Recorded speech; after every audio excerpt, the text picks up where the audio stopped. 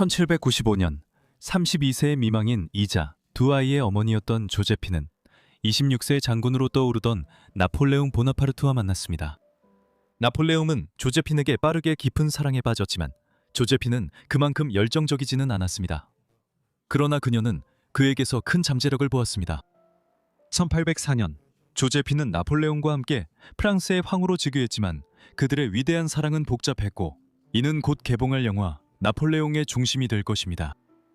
저와 함께 조제핀 보나파르트의 진짜 이야기를 살펴보겠습니다. 조제핀 보나파르트로 더 널리 알려진 이 여성은 1763년 6월 23일 카리브해의 마르티니크 섬에서 마리 조제프 로즈 타셰르드 라파제리로 태어났습니다. 그녀는 인생의 처음 30년 정도 동안 가족과 친구들에게 주로 로즈라고 불렸습니다. 조제핀이라는 이름은 나폴레옹 보나파르트가 훗날 그녀를 위해 사용한 이름으로 그 이후로 역사에 남게 되었습니다. 조제핀의 할아버지는 1720년대 중반에 프랑스에서 카리브해로 이주하여 이곳에서 설탕붐이 한창이던 시기에 가족과 사탕수수 농장을 세웠습니다. 하지만 조제핀이 태어났을 때쯤에는 과잉 생산으로 인해 유럽에서 사탕수수 가격이 상당히 하락한 상태였습니다. 한편 타셰르 가문은 마르티니크에서 소기족이 되기를 열망했지만 끊임없이 재정적 어려움의 위기에 처해 있었습니다. 그럼에도 불구하고 조제핀과 그녀의 여동생들인 카트린과 마리 역시 포트로엘에 있는 지역 베네딕트 학교에서 좋은 교육을 받기 위해 보내졌습니다. 1770년대 중반 조제핀의 아버지는 타셰르 가문을 걱정스러운 재정 상황에서 구해내기 위한 계획을 세웠습니다. 그의 여동생은 몇 년 전 프랑스와 드보뉴와 혼외 관계를 맺었는데 드보뉴 가문은 마르티니크에서 타셰르 가문보다 사회적 지위는 낮았지만 상당한 신흥부를 가진 집안이었습니다. 얼마 후 드보뉴 가문은 프랑스로 돌아갔습니다. 하지만 그들은 알렉상드르라는 이름의 아들을 마르티니크에 남겨두고 조제핀의 이모에게 맡겨 키우게 했습니다. 결국 1770년대 중반에 조제핀의 여동생 카트린과 알렉상드르 사이에 혼인 제한이 있었지만 카트린은 일찍 세상을 떠났습니다. 이후 혼인 계획이 변경되어 조제핀이 그와 결혼하게 되었고 결혼 지참금이 타셰르 가문의 불안정한 재정 상황을 개선해 줄 것이라는 기대가 있었습니다. 1779년 조제핀은 아버지와 함께 프랑스로 항해했고 곧이어 12월에 파리 교외에 위치한 누아질르 그랑에서 알렉상드르와 결혼했습니다. 조제핀은 프랑스 본국에 도착했을 때 어린 시절부터 프랑스 상류 사회에서 살아온 이들이 지닌 사교적 세련됨이 없는 다소 세련되지 못한 시골 사람처럼 보였습니다. 그럼에도 불구하고 조제핀은 성인이 되면서 뛰어난 미모를 자랑했으며 다만 카리브해에서 설탕을 많이 섭취한 탓에 이가 일찍 썩어버린 것만이 그녀의 외모의 흠이었습니다. 조제핀은 자신의 기질을 발휘해 이를 드러내지 않고 미소 짓는 법을 배웠습니다. 조제핀과 알렉상드르의 결혼 생활은 힘든 것이었습니다. 두 사람 사이에는 자녀가 있었는데 1781년에 태어난 아들 외젠과 그로부터 1년 반 뒤에 태어난 딸 오르탕스가 있었습니다. 알렉산드르는 폭력적인 남편이었고 1785년 어느 날 조제핀은 그를 떠나 파리 근처의 수녀원에 몸을 숨겼지만 알렉상드르가 아이들을 납치해가는 일이 있었습니다. 결국 두 사람은 사실상 따로 살면서도 결혼 상태를 유지하는 방식으로 합의를 보게 되었습니다. 알렉산드르는 바람둥이였기 때문에 그 후 여러 애인들과 함께 살았습니다. 유럽 전역의 수많은 사람들처럼 조제핀의 삶도 1789년 프랑스에서 일어난 사건들로 인해 결국 완전히 바뀌게 되었습니다. 그 해에 프랑스 혁명이 시작되었습니다. 루이 16세 왕 이 175년 만에 처음으로 삼부회를, 즉 프랑스 의회를 소집했기 때문입니다. 그는 당시 위기에 처해 있던 프랑스 경제를 살리기 위해 삼부회에서 빠르게 재정 지원을 받아내고 그 후 다시 삼부회를 해산시키기를 바랐습니다. 하지만 그와 그의 장관들은 초여름 베르사유에서 삼부회가 소집되었을 때 상황에 대한 통제력을 이내 잃었고 몇 주 만에 의회 의원들이 프랑스 정부의 통제권을 장악하면서 실제 정부는 변두리로 밀려나게 되었습니다. 한동안 혁명가들은 입헌 군주제를 세우려고 했지만 1790년대 초반에 들어서면서 그들의 방식은 점점 더 급진적으로 변해갔습니다. 그리고 결국 왕과 마리 앙투아네트 왕비는 재판에 회부되어 처형당했고 1792년에 프랑스 공화국이 선포되었습니다.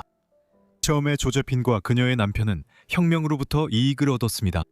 비록 혁명가들에게 공격받은 하급 귀족 계급의 일원이었지만 알렉상드르는 1789년에 산부의 일원이었고 1790년대 초에는 급진파 편에 섰습니다. 이런 정치 경력이 큰 도움이 됐습니다. 즉 1793년까지는 그랬지만 막시밀리앙 로베스피에르가 이끄는 공안위원회가 프랑스 내 반혁명 활동을 제거하기 위해 설립된 일종의 재판소로서 권력을 잡으면서 상황이 달라졌습니다. 알렉산드르는 프랑스 혁명 전쟁 첫 해 독일 서부 마인츠 근처에서 프랑스 군대가 패배한 것과 관련된 역할로 곧 의심을 받게 되었습니다. 그는 체포되어 결국 처형당했습니다. 이전의 갈등에도 불구하고 조제핀은 그의 체포 후 정부에 그의 목숨을 살려달라고 호소했지만 그 대가로 자신도 감옥에 갇히는 신세가 되었습니다. 조제핀의 목숨이 구해진 것은 그녀가 재판에 회부되기 전에 로베스피에르와 공안위원회, 정부에 대한 테르미도르 반동이 일어났기 때문이었습니다. 이렇게 해서 1794년 말 조제핀은 살아남았지만 남편은 죽었고 그녀는 사회적 정치적 불안의 시대에 경제적 안정도, 자신을 지켜줄 후원자도 없이 남게 되었습니다. 그 후 1년 동안 조제핀은 혁명 정부 내에서 정치적으로나 군사적으로 영향력 있는 인물들과 수많은 연애를 했습니다. 특히 폴 바라스와의 관계가 있었는데 그는 1790년대 중반 한때 공화국에서 가장 높은 정치적 인물이었습니다. 결국 바라스는 조제핀을 떼어내려고 했습니다. 조제핀은 사치스러운 소비로 악명이 높았고 바라스는 그녀가 곧 자신을 파산시킬까 두려워했던 것 같습니다. 아마도 1795년에 코르시카 출신의 떠오르는 젊은 장군 나폴레옹 보나파르트를 그녀에게 추천한 사람도 바라스였을 것입니다. 그들은 그해 11월이나 12월에 처음 만났습니다. 나폴레옹은 그녀보다 6살 어렸지만 첫눈에 반해 몇 주 만에 청혼했습니다. 조제핀은 이 결혼에 그다지 열정적이지 않았지만 주로 정치적, 경제적 이유로 받아들였고 그들은 1796년 3월 초에 결혼했습니다. 하지만 시간이 지나 조제핀은 점점 그에게 정이 듭니다. 보나파르트 부부의 결혼식 이틀 후 나폴레옹은 이탈리아 방면군 사령관으로 임명되어 파리를 떠났습니다. 그곳에서 프랑스군은 혁명전쟁의 일환으로 사보이아와 오스트리아군과 오랜 갈등을 벌이고 있었습니다. 나폴레옹이 이탈리아로 떠나자마자 조제핀은 이폴리트 샤를이라는 하급 프랑스 기병 장교와 불륜을 시작했습니다. 믿기 어렵게도 몇 달 후 조제핀이 직접 파리를 떠나 북부 이탈리아에서 나폴레옹과 합류할 때 그녀는 샤르를 자신의 군 경호원 중 한 명으로 데려갔습니다. 나폴레옹이 그 불륜 사실을 알게 된 것은 2년 후의 일이었습니다. 그가 그 사실을 알게 되었을 때 그는 막 북부 이탈리아에서 큰 승리를 거두었고 이집트에서 대규모 원정군과 함께 그 나라를 정복할 목적으로 있었습니다. 이곳에서 조제핀의 불륜에 대한 자세한 내용이 나폴레옹에게 밝혀졌습니다. 그는 분노에 휩싸여 그녀와 이혼하기로 결심했습니다. 그는 또한 자신의 부하 장교 중 한 명의 아내를 정부로 삼아 그녀를 카이로 시내에서 공개적으로 데리고 다녔습니다. 그는 아내에게 바람맞지 않았음을 증명하려 애썼습니다. 만약 그 소문이 퍼졌다면 그의 정치 경력을 끝낼 수도 있었던 주장인데 당시의 성적인 정치 풍토가 그랬습니다. 그럼에도 불구하고 그들의 결혼은 지속되었습니다. 1799년 나폴레옹이 이집트 원정을 포기하고 프랑스로 돌아왔을 때 조제핀은 그에게 이혼 계획을 강행하지 말라고 애원했습니다. 나폴레옹이 진심으로 아꼈던 의붓자녀인 외젠과 오르탕스가 어머니를 대신해 간청하자 그는 마음을 돌렸습니다. 결혼 생활은 이어졌지만 그 후에도 나폴레옹은 계속해서 여러 정부를 두었습니다. 한편 조제핀은 다시는 불륜을 저지르지 않았습니다. 나폴레옹이 이집트에서 프랑스로 돌아온 후 조제핀과의 충돌만이 곧바로 일어난 유일한 큰 사건은 아니었습니다. 몇 주 만에 나폴레옹과 그의 지지자들은 1799년 12월에 프랑스 정부를 장악하는 쿠데타를 일으켰습니다. 그 후로 공화국은 명목상으로만 존재하게 되었고 나폴레옹은 3명의 통령이 공화국을 통치하는 통령정부라는 새로운 통치체제를 세웠습니다. 이것은 나폴레옹이 우상으로 삼았던 율리우스 카이사르 시대 로마 공화정의 종말을 앞두고 있었던 삼두 정치를 모방한 것이었습니다. 그는 자신을 제1통령으로 선포했고 그 후 프랑스의 사실상 최고 통치자가 되었습니다. 조제피는 이제 제1통령의 아내로서 프랑스에서 가장 영향력 있는 여성이 되었습니다. 그녀는 지위를 자신의 이익에 활용했습니다. 알려진 낭비가였던 그녀는 나폴레옹과 함께 얻은 여러 궁전들을 카메오, 프레스코와 거울 등으로 장식했고 당대 최고의 예술가들에게 자신의 초상화를 의뢰하기도 했습니다. 하지만 그녀의 진정한 열정은 원예에 있었습니다. 그리고 파리 교회의 말매종에 있는 저택에서 조제피는 100종이 넘는 장미를 모아 지금까지 만들어진 것 중 가장 인상적인 장미 정원 중 하나를 조성했습니다. 영국의 인맥이 있었던 덕분에 프랑스와 영국이 전쟁 중임에도 불구하고 런던의 큐 왕립 식물원에서 장미 품종을 보내올 수 있었습니다. 1804년 동안 파리의 정치인들은 나폴레옹에게 프랑스의 통치자가 되어 자신의 입지를 확고히 해야 한다고 설득하는 데 성공했습니다. 처음에는 약간 망설였지만 결국 그는 동의했고 1804년 12월 파리 중심부의 노트르담 대성당에서 프랑스 황제로 즉위했습니다. 조제핀도 그와 함께 프랑스의 황후로 즉위했으며 이 의식은 혁명기 프랑스의 위대한 화가 자크르의 다비드에 의해 인상적으로 그려졌습니다. 이로써 조제핀은 유럽에서 가장 저명한 여성이 되었고 나폴레옹의 제국은 앞으로 몇 년 동안 폴란드와 발칸반도까지 새로운 영토를 정복하며 계속 확장되었습니다. 황후로 즉위할 때조차도 조제핀과 나폴레옹의 결혼 생활은 위기의 시기로 접어들고 있었습니다. 이것은 나폴레옹의 반복된 불륜 때문이 아니었는데 조제핀은 대체로 그 사실을 곱씹거나 심지어 자세한 내용을 알아내는 것조차 피하려고 최선을 다했습니다. 대신 문제는 그들의 결혼에서 자녀가 태어나지 않았다는 사실에 있었습니다. 이것은 언젠가 자신의 혈통을 이어갈 남자 후계자를 원했던 제국의 통치자에게는 어려운 문제였습니다. 하지만 나폴레옹은 자녀가 없는 결혼의 원인이 자신이라고 확신했습니다.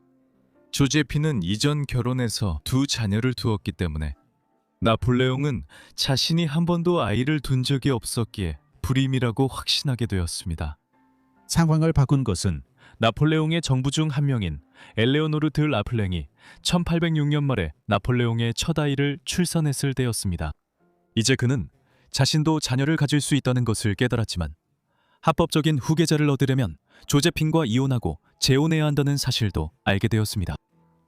나폴레옹은 가족들이 아내를 좋아하지 않아 계속 재촉했음에도 불구하고 그렇게 하기까지 수년이 걸렸습니다.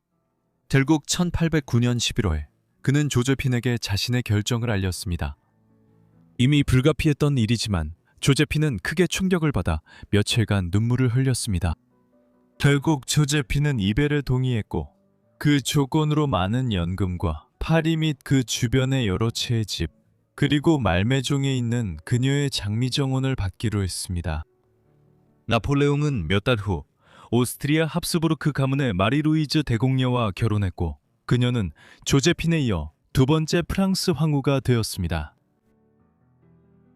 조제핀은 남은 생애를 말매종과 그녀의 다른 집들에서 보냈습니다. 나폴레옹은 파리에 있을 때마다 조제핀을 정기적으로 방문했지만 1812년 여름 러시아 제국 침공을 위해 폴란드로 떠난 이후로는 그녀가 그를 거의 볼 수 없었습니다. 그것은 그의 제국 붕괴의 시작이 된 참혹한 군사작전으로 변하게 됩니다. 결국 러시아, 오스트리아 프로이센 군대가 프랑스에 진입하고 1814년 봄 파리로 접근하자 나폴레옹은 퇴위를 강요당했고 이탈리아의 엘바 섬으로 유배되어 그곳의 황제가 되었습니다. 프랑스에서 조제핀은 자녀들의 미래를 걱정했습니다. 외제는 1800년대 내내 나폴레옹 휘하에서 이탈리아에서 소장으로 복무했고 오르탕스는 나폴레옹의 동생 루이와 결혼하여 잠시 네덜란드의 여왕이 되었습니다. 그 결과 그들은 을부다버지의 몰락과 함께 자신들이 곤란해질 수 있는 위치에 놓이게 되었습니다. 그녀는 프랑스가 연합군에 점령당했을 때 러시아의 알렉산드르 1세 황제와 가까운 우정을 쌓았고 그는 프랑스에 부르봉 왕조가 복원되더라도 그녀의 자녀들이 어떤 처벌도 받지 않을 것이라고 그녀에게 확신시켜 주었습니다. 그 후 조제핀은 나폴레옹이 엘바 섬에 있을 때 그와 합류할 수 있도록 허락해달라고 요청했다고 전해지지만 이것이 사실인지는 확실하지 않습니다. 어쨌든 그녀는 결코 그렇게 할 수 없었습니다. 1814년 5월 초, 그녀는 폐렴에 걸렸습니다. 그녀는 결코 회복하지 못했고 이후 몇 주 동안 건강이 악화되었습니다. 조제핀은 5월 29일 겨우 50세의 나이로 세상을 떠났습니다. 1815년 초, 나폴레옹은 엘바 섬을 떠나 프랑스에서 잠시 권력을 되찾았지만 그해 여름 유럽 열강과의 새로운 충돌인 워털루 전투에서 패배했습니다. 그는 남대서양 한가운데에 위치한 세인트 헬레나라는 외딴 섬으로 유배되었습니다. 이곳은 지구상에서 가장 외진 곳 중 하나입니다. 1821년 그곳에서 사망할 때 그의 마지막 말은 프랑스 군대의 수장 조제핀이었던 것으로 전해집니다. 그와 조제핀의 관계는 리들리 스콧 감독의 전기 영화 나폴레옹의 중심에 있습니다. 이 영화에서 호아킨 피닉스가 보나파르트 역을, 바네사 커비가 조제핀 역을 맡았습니다.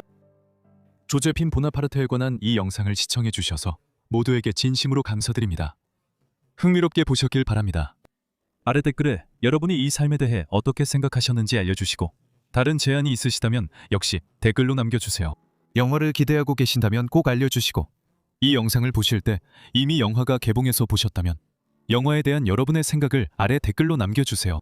나폴레옹의 아내들과 정부에 관한 영상을 더 보고 싶으시다면 아래 댓글로 꼭 알려주시고 아무튼 오늘은 여기까지입니다. 다음 잊혀진 삶들에서 다시 뵙겠습니다. 감사합니다.